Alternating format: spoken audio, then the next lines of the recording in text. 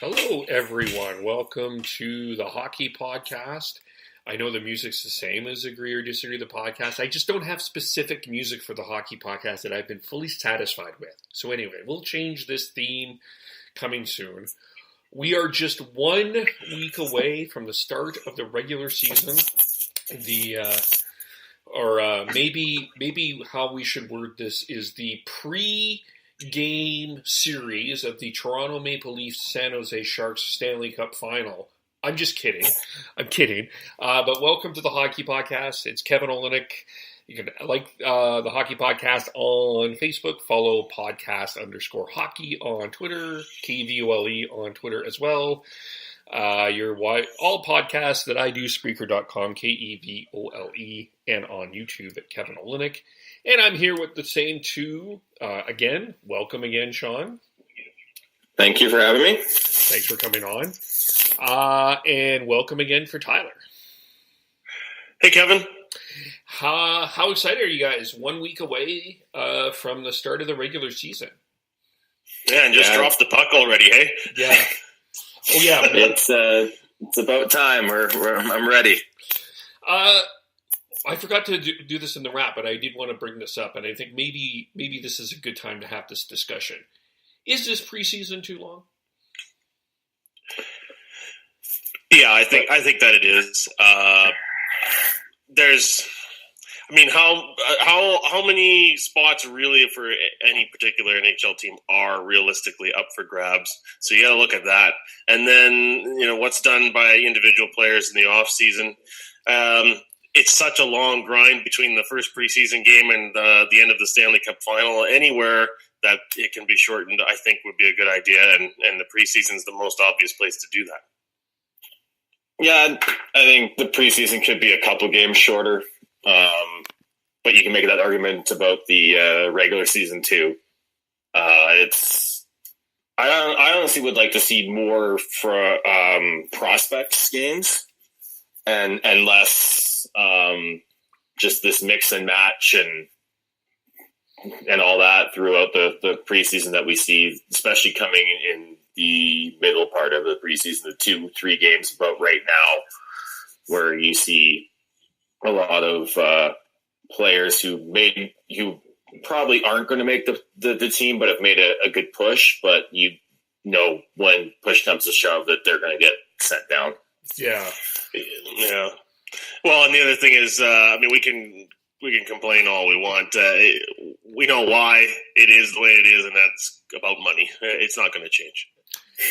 No, but I think from the process, I think one of the things I know that the Flames fans in Alberta, Sean will speak to this, and the Oiler fans in Alberta will all be happy about what happened with the prospects in Red Deer and Calgary. But I think both tournaments lost with not having all 4 Western teams in that prospect tournament in Penticton.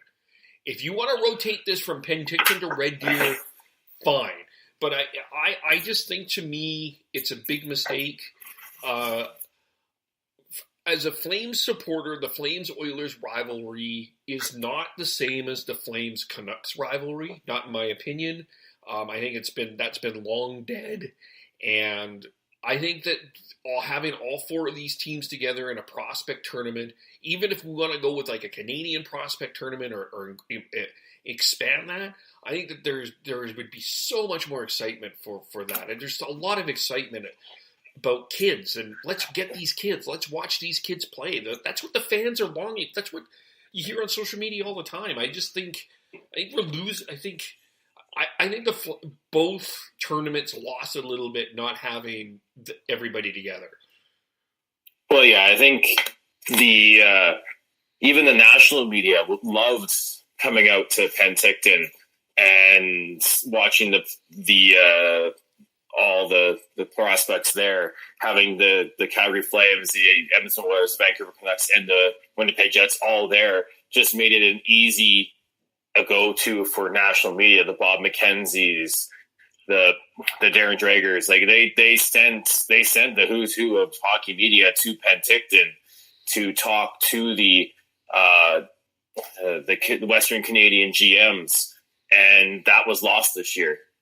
And I would agree, like whether or not you stick it in Penticton full time, which I don't think outside of maybe a few people in the Edmonton and Calgary organizations would disagree with that, or you rotate it between Red Deer and Penticton, or even a third spot type deal just to do that. But yeah, you got to have all four teams in this prospect tournament to make it worthwhile and get the national media coverage that it deserves.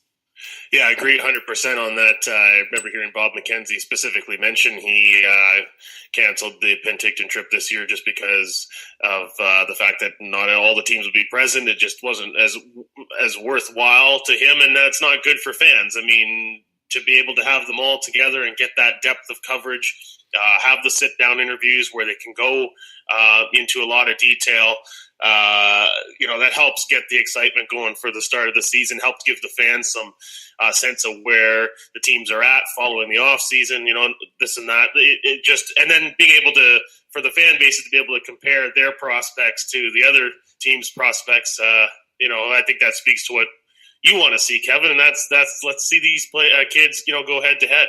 Yeah.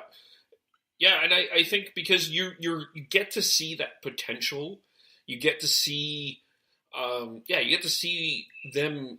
You get excited about what the future of the team looks like in 5 years. So you're kind of building a brand. You're building a 5-year brand. It's weird to me. I mean, I'll even go to make this one step further. I would love to see an all Canadian prospects tournament. You put kind of like the Grey Cup. You have the West versus the East. You do a big tournament. And you give someone sort of the Grey Cup or something like that. I know you can't call it the Grey Cup, obviously, but something like that. I think it would be really meaningful I think it would get a lot of attention. It would be really exciting. That's just me. Mm-hmm. On this podcast, we're going to talk about defense, goaltending. Is Elias Petterrson a leader? And maybe should he wear a letter? I'm going to be shot down for that. They'll explain why. Gritty, the NHL Top 50, and also Corey Perry and Seth Jones. How much trouble are Anaheim and Columbus going to be in going into the season? But let's start with the Canucks. I'm just going to start here. From what I have seen, I think we've seen 6 games. They're 1-5, and we are excited about. There's one thing that is really excited, and we'll get to him in a moment. But going into the season, going out of last year's regular season, there was a number of talk that says there is no way you could go in with the season with the same 8 defensemen that you came in last year. No way. You got to improve it. Well, they didn't bring anybody new. There's nobody new in goaltending. And there was a poll on one of the radio stations that what are you more concerned about scoring goals for the Canucks or allowing goals? I am really concerned about this defense. And I know it's preseason and everything is kind of vanilla, but it's been pretty terrible. Am I missing something? I wasn't very concerned until Tuesday night against Edmonton. I mean, the Canucks were playing what's close to their A lineup. Yes, they did have Nielsen in net, but they got waxed badly. And, I don't know. I mean, you could flip a coin and say scoring and defense are equal concerns. I think scoring is slightly more of a concern. The loss of the Sedins, I think, is going to become pretty apparent right away at the start of the season. Even in their final year, they were still fairly productive guys, and right now it looks like the guys that are there are struggling. Yeah, the scoring, I think, is less a concern for me because I think that will come with better defense and better puck distribution from the defense. But I the games I've watched, I didn't get a chance to watch the game last night versus Edmonton, but the games I have watched, the defense they're playing hot potato. They can't pass well enough to be able to generate the offense, the push up the ice and the offense that comes from that. So it's really frustrating to watch because you're wasting two absolutely stud offensive players in Elias Petterrson and Brock Besser, as well as the straw that stirs the drink once you get into the offensive zone in Bo Horvat when you can't get the puck up to them. Yeah, it's not like they put. It wasn't like, to me, it's not like, well, it was the rookies or the young people. It was the only one that really played, I think, has been okay, up to above okay, has been Tanev. Hutton has struggled. He looks like he's in better shape, but he still seems like he's struggling. Edler, I'm not worried about. You don't worry about Edler because veterans, they'll turn it on once it's October 3rd. So you're not necessarily worried about that. But even some of the guys that I thought had a chance, like an Ashton Sautner or some of these 6-7 guys or 8-9 guys that had a chance, I didn't seem to really break through. And I'm not sure, is this a structure issue or is this a talent issue? I'm wondering if it's a systemic issue with the system that Travis Green is trying to employ. Like, it seems like the passes, the plays, the thought process is being rushed, and it's causing mistakes and fumbles of the puck and everything that comes from both of those. So I'm wondering if the Canucks and Travis Green need to take a look at that and take a step back and try and create a more simple, easy to read game for the defense, because right now it just seems like it's a tire fire. It's Keystone Cops in the defensive zone at times. Yeah, unless you're a team that has a superstar defenseman, which the Canucks don't, then you got to look at playing some other strategy there to make it work. I mean, they're NHL caliber players. It's just they're in like quicksand sometimes out there. They just can't figure out a way to get the puck out. The breakdowns happen, and then bang, it's in the net. Yeah, it's. I mean, even the first home game against the Oilers, it was like, I didn't feel like the Canucks. It wasn't. I felt like the first preseason game when the Oilers were here, I felt like the Canucks actually outplayed them, and I was like, but it was just like every giveaway went into the net, and it was everything. Just like, yeah, it was weird. In terms of goaltending, let's maybe start with the guy that there was a little bit of expectations that we were hoping to see something from. What were your thoughts on Thatcher Demko? Were you concerned? Is it just like, okay, this is the start, or it's like, okay, or just calm down? Because it felt like a lot of people were a little disappointed in the performance of Thatcher Demko. Even a little bit, it sounded like him himself was a little bit disappointed.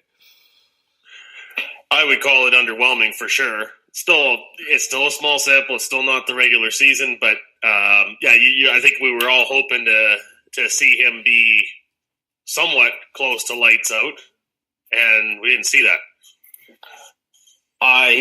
We have to remember that the Canucks have hired a new goalie coach in Ian Clark, and I don't think he's made any major changes to any of the goalies, but he's made some minor tweaks, and they aren't playing with the confidence and they're still thinking too much. You can see that in how they're playing. But I would say Thatcher Demko had played solid.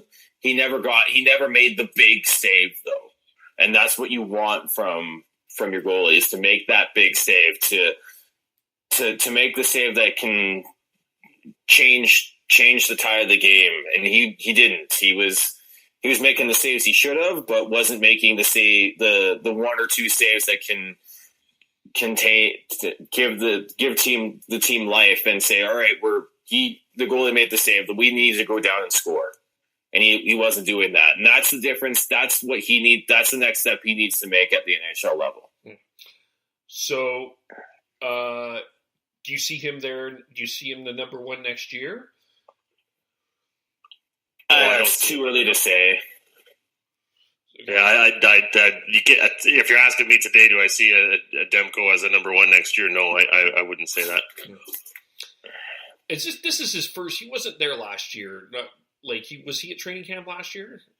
Oh yeah, he was there, but he didn't. I think he was in the DPH role for the last couple training camps where he got like a period here, a period there. Now he's getting a full good look, and I think he's showing well. I think people are overcritical on him, but like I said, he just wasn't making that big save and grabbing the proverbial brass ring. Yeah, it's not time to give up on him by any means. And if he starts the season with Utica, that's fine. He'll get some call-ups and get another opportunity in a regular season game to show his stuff like he did there once last year. Yeah. It seems really hard to develop good goaltending in the National Hockey League right now. It takes a lot of time. It's the Canucks are not the only team in this situation, but like I said, you look at the development of Connor Hellebuyck in Winnipeg. His first full season as a starter was an absolute disaster. Yeah, and then he comes back in last season and is a Vezina Trophy candidate. It's just goalies are weird. To quote Steve Dangle of Sportsnet, they're voodoo type. You just can't. Sometimes you can't really predict. Sometimes they've got the confidence and they've got all the details down, and sometimes they don't. Yeah. And that can change game to game, year to year, week to week.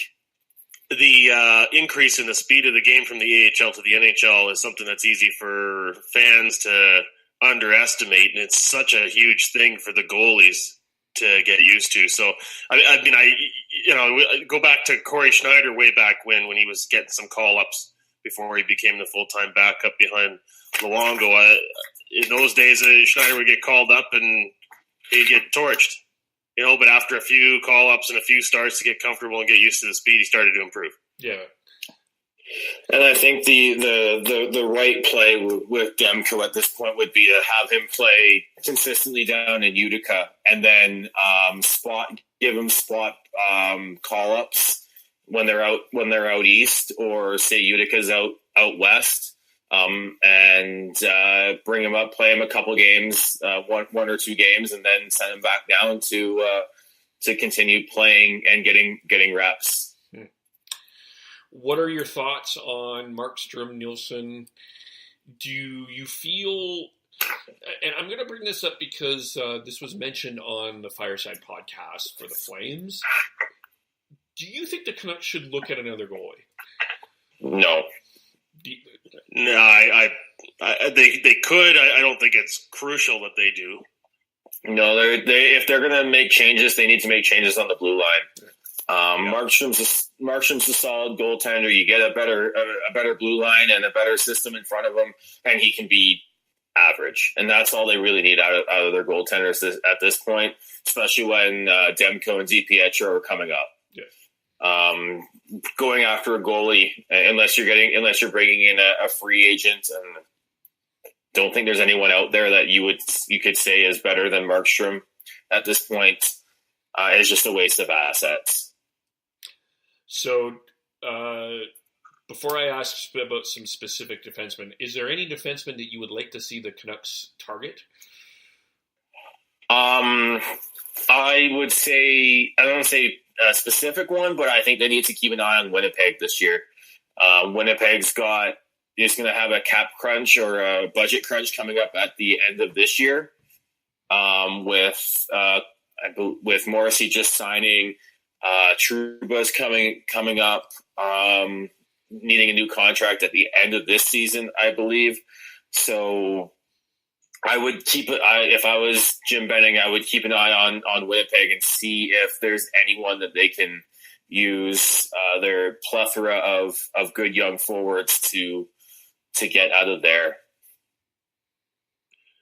I haven't got any specific names thought up from other teams, but you'd have to think at some point with Vegas and guys reaching contract time and wanting increases, especially off a Stanley Cup run here last season, you'd think that there may be somebody that becomes available from their defense that might be a decent fit for the Canucks. But beyond that, I think, Sean, you make a great point there with Winnipeg, where they may be forced by the cap to deal somebody.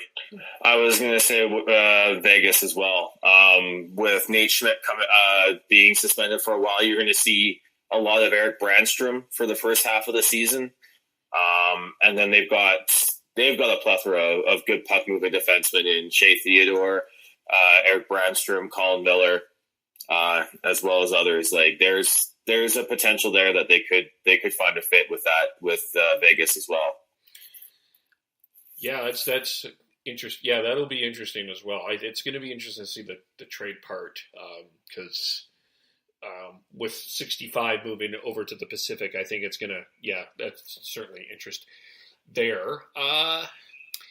What did we think of Olli Juolevi? Are we seeing progress? Definitely. He's right on the edge. I think there's a bit of an issue with the fan base of saying that the kids aren't stepping up, but I think there was a bit too high expectations for a lot of the younger players. Myself included, I said that I had high expectations from Dahlin, but with Juolevi, I think he shows well. I think he's right on the edge. Whether they decide to keep him and give him spot duty as the 6-7 guy, or give him send him down to Utica and have him play heavy minutes, I'm pretty happy with either one of those outcomes. But I think he's right there and ready. I just think he needs more time. I agree that he needs more time. I think what's unfortunate for him is that he has to be definitively good to bump one of the 8 guys under contract off the top 8. And, even if he's making progress, he probably hasn't made that much progress. So, it's kind of a tough spot for him. He may be progressing, but that may not be what the fan base sees. To me, it's the most optimistic point of view would be that he comes in and knocks everybody's socks off this year. It's hard to do that as a defenseman, but as long as he's making progress, that's good news for the Canucks. But you'd hope that he would be making progress a little faster than he is. Obviously, he had the mid-June surgery there, which wouldn't have helped his cause for getting ready for this season. But I don't know if he's going to play on Saturday night or what the plan is for him before the regular season starts. But hopefully the next time we see him, it'll be another step forward. For me, he's definitely in the top 8, and arguably in the top 7, because I would say Derek Pouliot has not been good enough at all. No, I agree with that. And then I would say even Biega, as much as I love him as an underdog bulldog story, but he hasn't been good enough either. So I would say Hugh Levy's in the top 8, top 7 for sure for me, but I'm okay with either him playing a lot of minutes down in Utica to start, or even if they keep him up and give him spot duty, or even bottom pair minutes. So let's do the pairing. So how would you pair this defense up? I would go Tanev with either Hugh Levy or Hutton, as well as Edler and Goodbranson. Goodbranson and Edler just played so well at the end of last season. If you're gonna pay him that much, and you gotta see if you can get the money out of him. And he played well with Edler, so you gotta keep that together, and then Del Zotto and Stetcher together as the other pairing. Edler and Tanev seems to be kind of the default pairing, but I think that probably leaves it too thin. Edler and Goodbranson, I'm not certain on that one there. Stetcher and Delzato, I don't know. I mean, you could definitely mix and match to some extent, but you obviously don't want to have too much inexperience in one pairing there. So I think those are good pairings there, Sean. Hutton still makes me nervous, but if you put him with Tanev, that's kind of the safe play there, I think. So yeah, as much as you want to load up the Edler Tanev pairing, just leaves the other two pairings a little too thin. Yeah.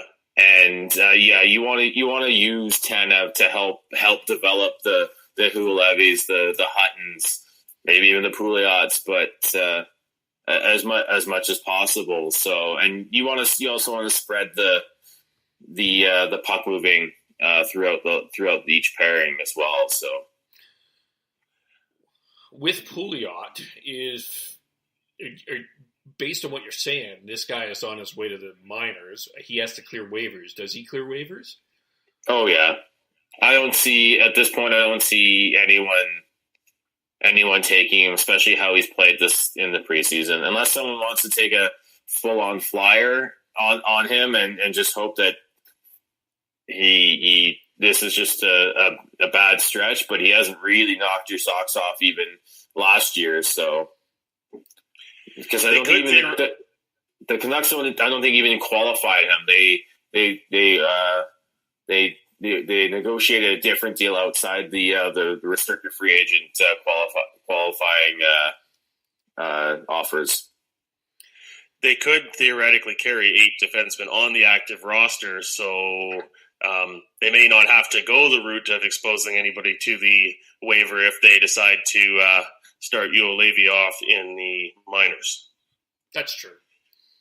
But I think Pouliot's the most at risk. Certainly, I would agree with that discussion here. All right. I think Viegas definitely sort of earned the trust of the coach just with the work ethic and having some experience. Yeah, I would. As much as he hasn't really done much to earn a spot, he's with being a veteran, being a good locker room guy, being a workhorse in terms of off ice and practice. Yeah, he's there. He's the number 7, number 8 guy for sure. Okay, let's get to the man. What has impressed you about Elias Petterrson? We will always butcher the man's name. We will never get it right. The man's name. Yeah. We should just call him. I just like the way he thinks the game. He thinks the game at a different level. So he's gonna struggle to start off, and I think Canucks fans need to temper their expectations off the hop here, because as we said, getting the puck to him is going to be a bit of an issue. But once he gets the puck, and especially on the power play, he creates offense, and it's dynamic. Like the way he thinks the game, the way he passes too is a little different, and it's going to throw teams and goalies off. And it's going to create some goals on the power play. And then his back checking, his defensive game and his 200-foot game has been underrated, and we're starting to see why the Canucks have been so high on him. Creativity is the word for me. I mean, we just haven't had a player. We haven't seen the Canucks with a guy quite like Petterrson in a very long time. The creativity factor and how he makes, especially the power play, much more dynamic is so crucial for them. They've been dying for this for a while. So whatever issues exist with size, they're going to just live with those for now, I'm sure.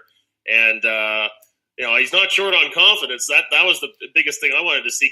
Right off the bat, would he come in and be tentative, or would he come in and play his game? It looks like he's comfortable playing his game and picking up where he left off last year in Sweden. So. Lots to feel good about with Petterrson so far. Yeah. I love watching him play. he's sneaky too. Like, he may not blow you away with his speed, but all of a sudden he's in the right position. He's made the right read on the play, and he's got a step on the player with the puck. And you're just like, whoa, where did that come from? And it's just, yeah, the Canucks fans need to be, yeah, they have all the right to be excited, but they need to be, the expectations to be tempered, just because teams are going to key on him, and due to his size, he's going to have a bit of a learning curve, but there is a lot to be excited there. Yeah, it's like, it's a 200-foot game with him. It's like he knows there's lots to work with on both the offensive and defensive end. That it's I forget it watching him. I forget that he's that small, because he just seems to fit. It doesn't, like, the size. It's like, I'm not worried too much about the guy's size. It doesn't seem like a big deal. He knows this game so well. And he knows, as Tyler mentioned, the guy is just unbelievably confident, to the point that the guy has some leadership qualities that are already there. I'm not saying that we put an A on this guy now, but I certainly see at some point in time this guy, not only an A, a potential C on this guy, not today, not next year, not even the year after that, but this guy has a potential captain in him. Am I missing something here? Oh, he definitely knows what to say, when to say it, and he has a bit of a, yeah, as Tyler said, the confidence in himself.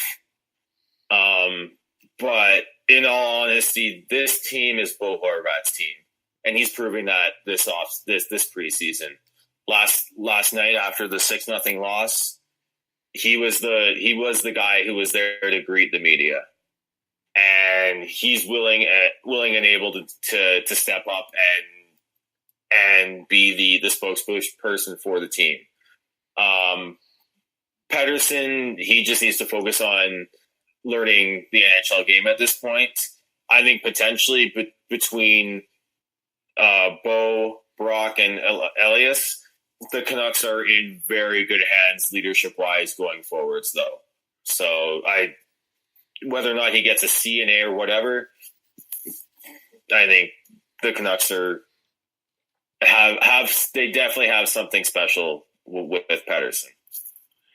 Being confident, getting it done on the ice are things that we've seen out of Petterrson as he's moved through hockey and come to the Vancouver Canucks. So those are important if you're going to be a letter wearer, but also the fact that, he knows what to say. I think he also knows when to push back against the media a little bit when he feels it's necessary and they're, kind of pushing the same stories a little too far. So I don't mind that part of it. I thought it was Bo Horvat's team a long time ago. Going back into last year, I think it was obvious he was the heir apparent for the captaincy. They don't want to rush the decision, obviously, but it was pretty apparent then that he was the heir apparent, and his play has been great in the preseason. The other thing to note is that Bo Horvat of this new younger group is the one guy that has postseason experience. So, I know it seems like a lifetime ago that he was playing against the Flames there, but he has played in playoff games and played fairly well. Yeah, you know what is kind of reminding me a little bit of the Seahawks when you had the Russell Wilson, kind of the perceived quiet, humble guy come on and speak one way, and then you would have Richard Sherman come in and do the kind of the bravado. It's sort of the same, but as Horvat's kind of the humble, brings in the quiet humility, and Petterrson will bring in that bravado. And I think it's an interesting combination anyway. I think will help going forward. It certainly gives you the sense that there's the right mix of personalities in the dressing room. Yeah. Yep. So before we get to the other forwards, because there is actually I feel like there's a lot of interesting things to talk about the Vancouver forwards at this point. But is Petterrson your center or your left winger? He's a center. He's the one thing we haven't really mentioned right now is his drive, his determination and that's what when you guys say confidence and bravado, that's what I see from him is drive and determination. I think the one quote that stuck out to me was that he said is like, I was not good at face-offs. And then someone prodded him within the media scrum and said, well, how do you get better? And he's like, practice. Just practice. And you can tell that, and I would say that's the same thing with his back checking and his defensive game, is that he prides himself he's going to pride himself on becoming that relied upon two-way center that you need to be your number one center guy. So that's the one thing that we didn't mention before, but that's the biggest thing that's separating him from everyone else and what's going to make him special. And that's just and that's why he's going to become a good center in that aspect. And that's something that Bo Horvat had. Like everyone said that his skating wasn't good enough, and he went, and it's now part of it. It's now one of his strengths. And I see the same drive and determination in Elias Petterrson with his defensive game. I think if the long-term plan for him and the reason why they drafted him was to be a center, then I don't know why they would be messing around with having him be a winger now. Get him in there as a center. He's not going to be the guy expected to be that key face-off guy with the game on the line. They have that already in Bo Horvat. So, and then the other part of it too is we talk. There's all this talk about Pettersson's size. Well, that's not as much of an issue if you're not playing him on the wing. If you're playing him in the middle of the ice, there's less concern about having to go in the corners and whether he's going to win those battles or not. So, no, I think he's got to play as a center. His best chance at making an impact on the overall game is at that position, and let's just go with it. There was that one play. The other thing I really like about him too is you can play him with anybody. Like he made that great pass. He made a great pass on that one goal on the Saturday's game against the Flames. The one that Sutter scored. It's a really nice pass. I can't you can play him with anybody. So yeah, for me, I would agree with you that I think he's a center. Well, he's going to make a lot of his points this year are going to come on the power play, and a lot of it is because his pass looks like a shot. Yeah. And that's going to, like the Sedin slap pass, he's going to take it to a different, I wouldn't say a different level, but he's going to throw a twist into it. And you're going to see a lot of nice deflection assists from Petterrson because of that. I'm glad that you mentioned that, because just watching him out there on the power play and some of the passing there sure looks Sedin-like, doesn't it? Yeah. A little bit, but he needs to shoot. He needs to shoot more. We don't need. That's Sedin-like too. That's what everyone said. Yeah. We don't need him to turn into another Henrik Sedin where there's no threat of him shooting from the top of the circle. Yeah. He's got a shot. He needs to use it. Yeah. And that'll come. All right. So, who has surprised you from the forwards at camp, and who's the guy that's been disappointing to you? Tyler Mott's been a surprise. He's played his way onto this team, in my opinion. He's got the speed. He's got the grit, the tenacity to be a bottom six forward for the Canucks. Like he's outplayed Brendan Gaunce. He's outplayed Lou Eriksson. There's your disappointment. He hasn't shown well at all. But Tyler Mott, he's played his way onto the team if I was picking. Yeah, Mott was a guy that I didn't think had much of a chance of making the team, and there he is. He has had a pretty good preseason. I've been impressed with Leipzig's preseason. Gaunce, it's hard to imagine him getting a spot at this point. That's been kind of disappointing. Louis Eriksson, I mean, is that a surprise really that he hasn't shown much in the preseason? I don't know. I guess it's not to me. I mean, but Goldobin's the other one there too. I mean, just you're hoping there's a guy that's just going to grab the opportunity and make a splash. And it hasn't. It's been okay, but not that great. He's shown flashes, but hasn't had the consistency that we all want, including and Travis Green has called him out on it. I still think he's on the team. I still think they're going to give him all the chances to be successful, as they should, because he's one of those guys that they need to see progress from, because they have a plethora of good young forwards coming up. The Dollins, the Linds, the Palmus, who I think showed really well. But in going back to our discussion about acquiring a defenseman, they need someone like a Goldobin to step up and become someone that has value that they can use as a trade bait, as a trade chip, to bring in that defenseman that can be more of a steadying force on that blue line, can create that offense. Because as much as we want to see Quinn Hughes come, even if he does come in, he still needs it's a team game and he can't carry the team. So Goldobin for me is a very key a player to watch going this season, because if he can become a legit top six forward, not only does that become valuable for the Canucks, but if for say that Cole Lind and Jonathan Dahlen are pushing for ice time and games at the NHL level by the end of the season or even into next season, the Canucks have that depth to make that move. What do you do with Louis Eriksson? He's untradeable. It's like you can't. He's not tradable. You can't send him down. His contract's buyout proof.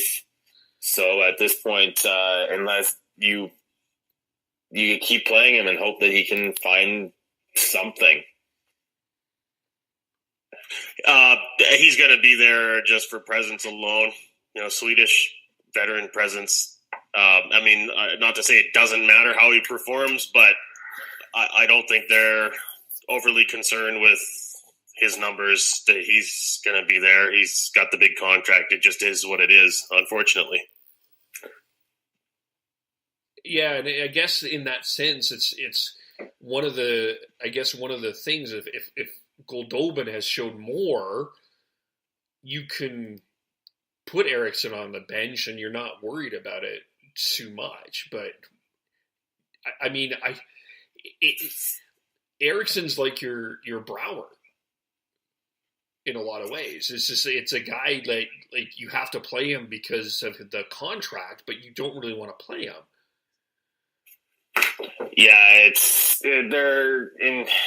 it was a bad contract and he's lost his speed and can't keep up with the game anymore.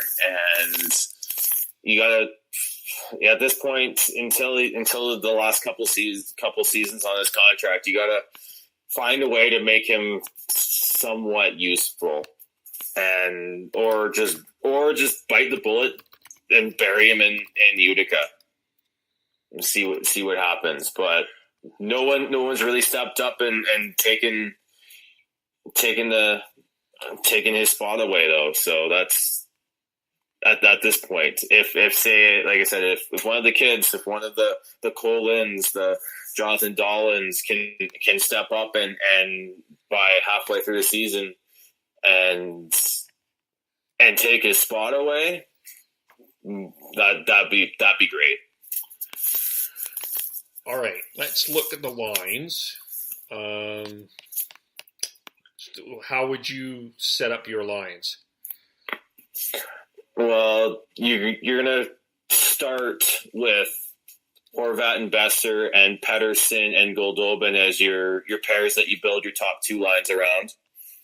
Then I would put Eriksson with one of them and Leipzig with the other, just to give that the puck retrieval, because we knock Eriksson as much, but he's still a decent forechecker and is willing to go into the dirty areas and get the puck and go to the front of net and bang in some goals that way. And then I would put Virtanen with Sutter and Mott as one line, and then you got your Beagle with Schaller, and who am I missing here? I still got Sam Gagner, Marcus Granlund to consider, and then I guess that's assuming then that Gauntz and Archibald don't make it.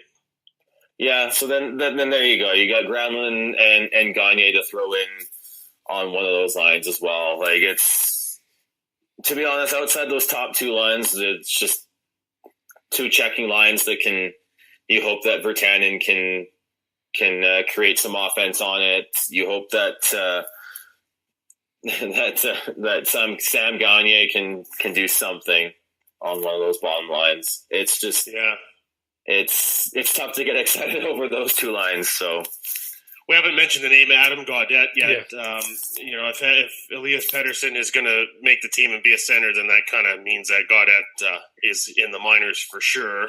You'd have Horvat, Pettersson, Sutter, and Beagle as your centers 1 through 4. Virtanen's definitely a third-line guy. I feel like Eriksson hasn't earned a spot in the top 6. You have Leipzig and Berchi, one of the top two lines. So the question is Goldobin there as a top 6 winger, or do you look at somebody else? Mott, Schaller, those would be bottom 6 guys. Gagner, where does he fit in? Granlund. Some interesting decisions there. I mean, as far as what the active roster to start the season is going to look like, you'll have one extra forward each night, presuming that they go with 2 extra D-men. But I don't know. I would agree with Sean. You got to have Horvat and Besser paired together, and that would mean Pettersson. And it would seem like Berchi and Pettersson are going to play together. And then you have Sutter and Virtanen on the third line there, and then after that, it kind of gets a little bit murky. Yeah, and I also wouldn't put it past them if things still look a little bit anemic offensively, that they put Pettersson with Besser at some point too, and then have Horvat with Berchi. Mm-hmm. Horvat and Berchi, and then I think there's going to be a lot of line juggling if this offense continues to sputter. What about Pettersson, Berchi, Sutter? It's interesting. I know in one of the last podcasts I said put Sutter on Pettersson's line, but his play for me just give him as many skilled players to play with as possible so that they can keep up with him. I don't think Sutter's a fit for Pettersson at this point. Yeah, I think the best fit for Sutter would be third line center. But if you're going to play him as a winger, then you still got Gagner there as an option. I wouldn't mind Gagner with Besser as well. He showed a little that line of Besser, Vanek, and Gagner showed well last year. So throw Gagner with Besser, and then maybe someone like a Berchi or something like that to create some offense as well. There's lots of options, but once you're not on the line with a Besser or a Pettersson, you're going to be relegated to just hard dump and chase checking minutes. So it's going to be tough to really get for fans to get excited about those lines. Should just mention Antoine Roussel. I mean, he's concussed right now. Not clear when he'll be ready to play. So that obviously will give somebody an opportunity to start the season. But if he's able to play, the assumption I would think would have to be that he's on the roster. So that's going to force somebody else out at some point. What if Yeah, I think that's opened the door for Mott more than anything else, I think. Yeah. And I honestly think they start the season with 2 forwards and one defense extra. I think they waive Pouliot to keep Biega and let Hugo Levy start playing big minutes down in Utica. So I'd be fine with that myself. What if Schaller? A lot of people are saying already is that I've heard a lot of people say not even in the top 15. Is Schaller on your roster? Oh yeah, the people who are saying that, I don't think they realize what he brings. Like he scored 12 goals last year. Like he's got a little bit of extra offense that you wouldn't expect, and he also plays hard. Like he plays the Travis Green game. Yeah. He's in that. He's not only is he in top 15, he's top 12. And he's going to be the spark plug on that fourth line. He's gonna be the best signing out of those 3 from this summer. So certainly the best value signing. He's got to be ahead of Gauntz and Archibald, I would think, on the depth chart as far as wingers go. So yeah, I see him making it.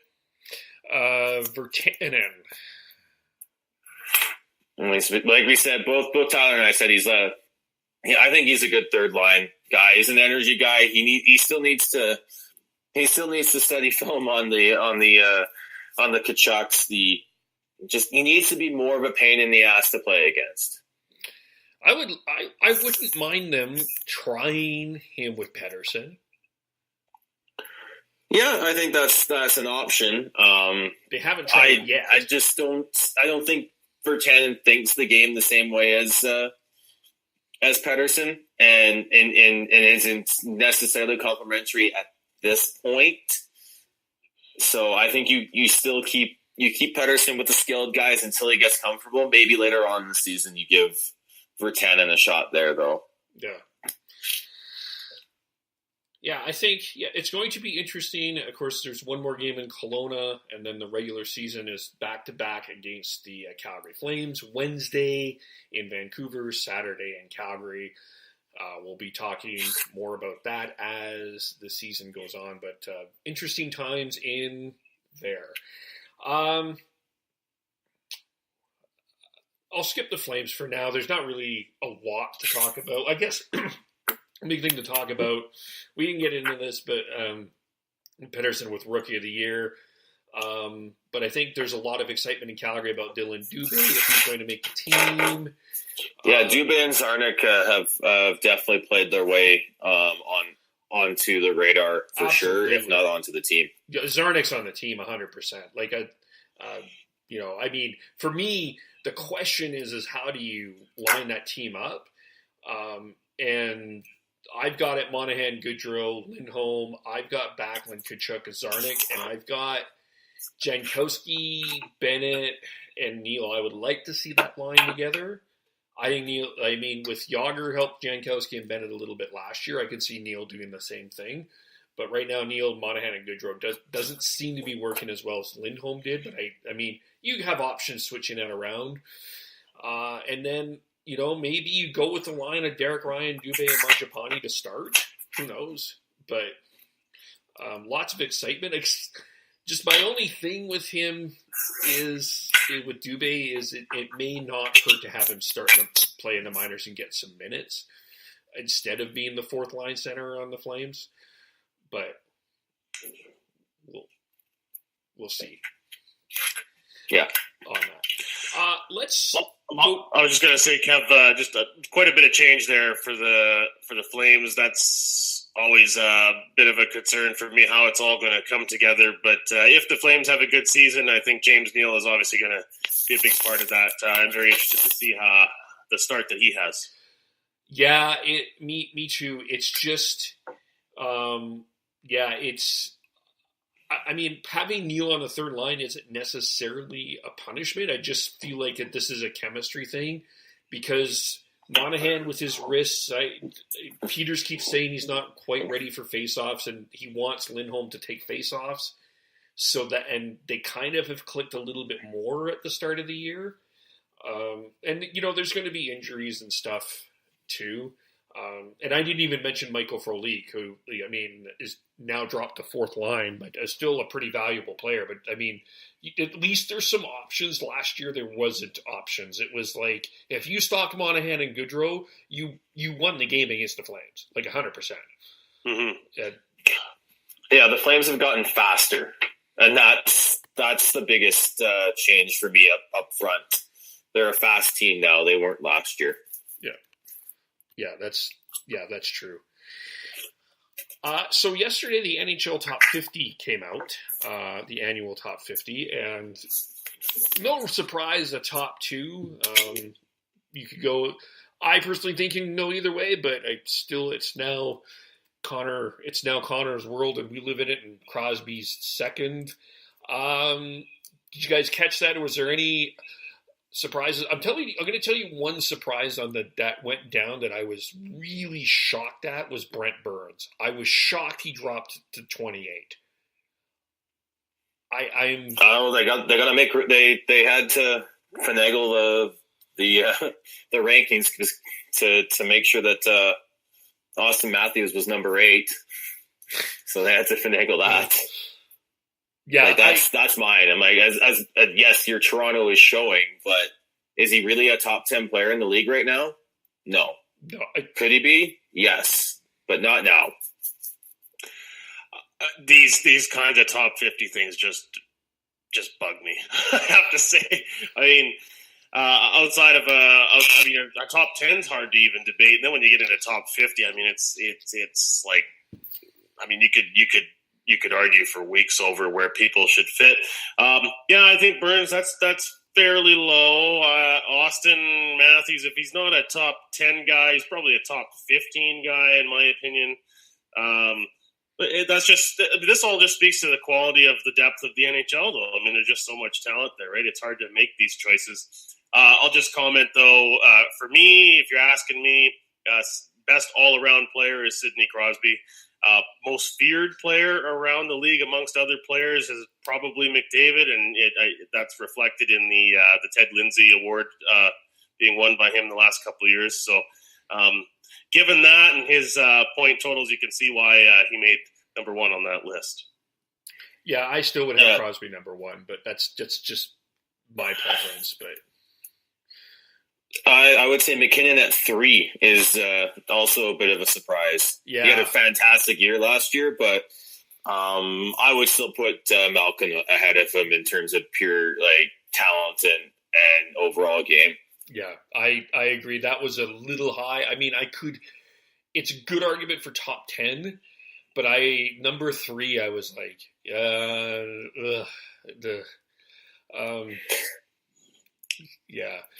That, and you look at Tampa. They have 2 top 10 players, and neither is Steven Stamkos. Yeah, it's true. That's true. Yeah, I suppose. I guess a lot of the people voting on this list probably just didn't believe in having 2 Pittsburgh guys in the top 3. I guess. Well, they've had him before. Yeah, I don't know. But Malkin just never seems to get the credit, though, right? I mean, there was the NHL Top 100, and he was left off that list. Oh, so, yeah. You should ask Mitch Milani about I mean, that's a whole other topic, but yeah, ask Mitch Milani how excited he was about that. That was one of the most ridiculous things ever. Like it's nonsense that he's not. Absolute nonsense for that. Tyler, we never got your comments. What did you think about the Erik Karlsson trade? Well, I mean, good for San Jose. Like to be able to have the resources to pull that off. You could see that being a market where he would want to be comfortable in the warm climate. It's a team that's always in the playoffs. So I think it's a great fit. I think, obviously for a Senators fan, when you lose a superstar like that, it doesn't matter who comes back unless it's another superstar. It's gonna feel disappointing. But I think Ottawa needed to get quantity out of the trade, and they did that. So I think it was a pretty good deal. Yeah. How far is San Jose ahead of everybody else in the Western Conference? Well, it's their division to lose for sure. Yeah. Yeah, I would think that Vegas probably has a bit of a regression this year, but let's give Winnipeg their due. I mean, they're still a really strong team there. I would think that they are the slight favorite for the Western Conference, but only slightly. But certainly San Jose's moved up the list significantly with that deal. Yeah. A couple of other things before we close off. There's a new mascot in Philly that has either gained its admirers or has frightened people to death. Where are you guys on Gritty? I love him. He's scary and weird, and just they've leaned into that just enough to make him hilarious. And he's just the pictures, the social media. It's very well done, despite the fact that the mascot itself is just scary and weird. It's Philly. This is so perfect for Philadelphia. I think it's just brilliant. I mean, it's scary looking, but isn't that kind of what the Flyers' whole identity has been? To be this big, mean, tough, scary, intimidating team to play against, and they're calling them Gritty. I mean, it just seems so perfect. It's almost like, why didn't they come up with this before? I mean, Philly has they had Oopie, and it is a little bit of an Oopie in this guy. It's just, I'm like, they've never had I never realized they didn't have a mascot before, and I'm like, wow. The last time they had a mascot was back in the 70s, and for anyone listening, they should look up Slapshot, the Philadelphia Flyers mascot from the 1970s, and just to compare. The Flyers aren't good at making mascots. No. But no, just a quick little sidebar on this, Kev, is this is Philadelphia, right? Yeah. And if you think of mascots in North American sports and which ones sort of have like the big reputations, the Philly Fanatic for the baseball team, it's got to be right up there with mascots. Yeah. So it almost looks like there's a bit of a internal Philadelphia mascot competition. It's like the Philly Fanatic gets a lot of notoriety. He's really ridiculous in the way that he does things and gets a lot of attention around baseball. And it's like the Flyers like, well, we're going to go for our splashy guy too. I think there's a bit of a splash. He's already got a lot of over 10,000 followers on Twitter, and he's done. I don't know. I kind of like it. Feels Philly. It feels Philly. Very Philly. Well, wiping out on the ice would help gain some notoriety right off the bat too. Yeah. Okay, and I have fantastic. to admit, it wasn't even just a bad slip; it was a full-on yard sale. It was a hard fall. I want to see him and Harvey get into a fight. I gotta see it. Gotta see it. Gritty versus Harvey. Let's book that. And congratulations to the Edmonton Oilers. You no longer have the scariest mascot in the league. No, yes. You have some other issues, but we're not talking about the Oilers. Not yet. Anyway. Finally, the other two big stories today. Corey Perry out 5 months with an injury. Does that really... How bad is that for Anaheim? I feel like... I don't know. Anaheim's on the downswing right now anyways. So, if anything, it might help them get maybe one of their younger players some more time on that. I was kind of feeling like Anaheim was probably the one team that would need to regress for another team, say an Edmonton or a Calgary, to make the playoffs this year. So I don't know. That's a huge presence to lose. I think that could potentially derail their season. I want to believe that. I do. But they somehow find a way to keep themselves competitive. I don't know how they do it. I mean, Getzlaf is 964 years old and still doing things like a 22-year-old. I just, they find a way. They still find a way. But maybe you're right. Well, they find a way because, and he's a lot of the reason for that. I mean, he's a guy that is just such a force out there. He's so unlikable for other teams. Produces, the leadership. To lose that, that find a way capacity has taken a huge dent. Well, and you make a good point because Kevin Bieksa's not on this team this year, which is another. Like he's Canucks the Canucks loved him, but the rest of the league wasn't a big lover of Kevin Bieksa if you were an opponent of him. Kessler isn't 100%, so the spice on the Ducks is certainly not there. But I'm still a little. I mean, he wasn't high on that NHL top. Another guy that wasn't necessarily as high as I think he should be was Ryan Getzlaf. But on that NHL top 50, but I'm still a fan. He still finds a way in the playoffs at big situations to find ways to get things done. And don't count out Adam Henrique. That was a pretty savvy move that they picked up last year as well. Certainly was, yep. So they also got Ricard Raquel. But that's the next step that this team needs to take. They've got some young players who need the time, and maybe this is the season we see Nick Ritchie take the next step and become the power forward that they wanted when they drafted him. If they sign him, yeah. I mean, I know that we're still. I know as Canadians, we still should be waiting for William Nylander, but Nick Ritchie is a huge part of that Anaheim Ducks team.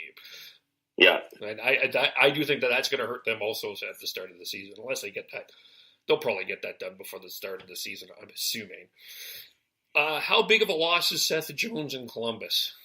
Huge.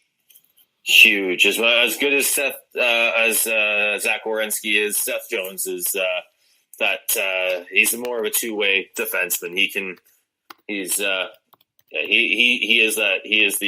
better of the two. That's a huge loss. If the 4 to 6 week time frame is what it's going to be for him, then I think Columbus is good enough to weather the storm for a while. But anything prolonged, that could be trouble for sure. Yeah, I think that the big thing with the East too is I don't think you want to get off to a slow start.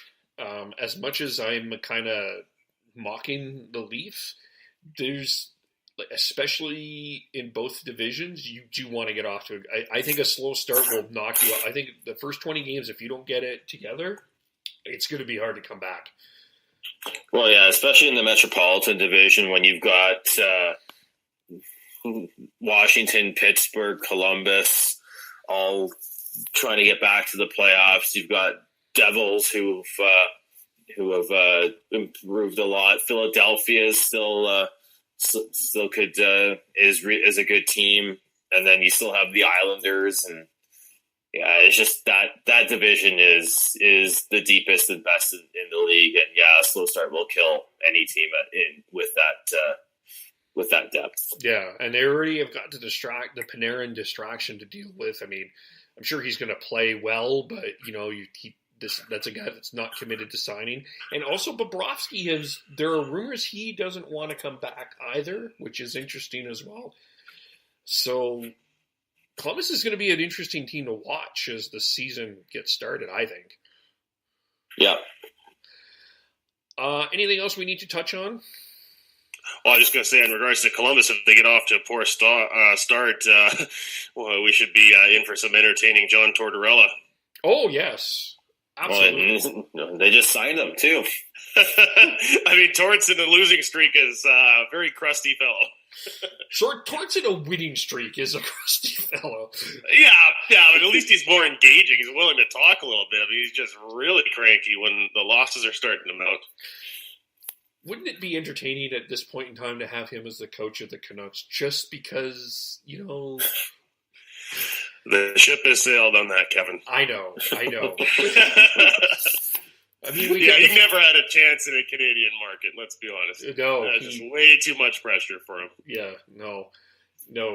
Yeah, that's for sure. But he's entertaining. He's one of the more entertaining people out there.